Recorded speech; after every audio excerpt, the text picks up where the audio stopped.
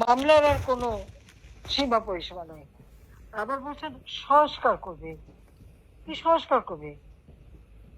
সংবিধান সংস্কার করার জন্য একজন আমেরিকান সিটিজেন, যে একটা নারী ঘটিত ব্যাপারে নাকি অপমানিত হয়েছে, দেশ ছেড়ে চলে গিয়েছিল, তাকে দায়িত্ব দেওয়া হয়েছে।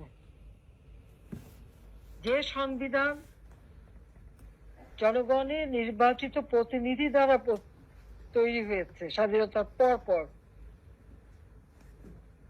স্বাধীনতার পরেই জাতির পিতা বঙ্গবন্ধু শেখ মুজিব এই সংবিধান উপহার দিয়েছিলেন জাতিকে। মাত্র 10 মাসের মধ্যে সংবিধান তৈরি করে দিয়েছিলেন, যে সংবিধানে 75 15 আগস্ট জাতির পিতাকে হত্যা করে অবৈধভাবে ক্ষমতা দখলকারীরা সঙ্গীরে খোঁচা ক্ষত বিক্ষত হয়েছিল।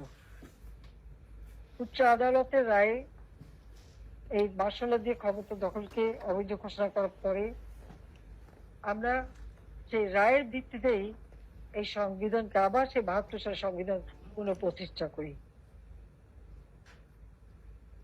আজকে সেই সংবিধানে সংস্কার করতে ইচ্ছে, আরো বলে কমিটি করে দিচ্ছে বিভিন্ন সংস্কার করবে। আগে তো তাদের নিজেদের সংস্কার দরকার। এই যে ছাত্রছাত্রীগুলিকে ব্যবহার করা, জঙ্গিদের ব্যবহার করা, সন্ত্রাসীদের ব্যবহার করা,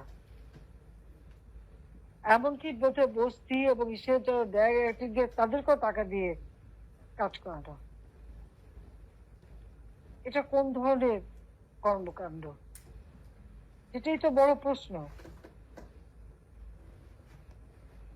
সংবিধান সংশোধন করতে হলে জনগণের প্রতিনিধি দ্বারা করতে হয়।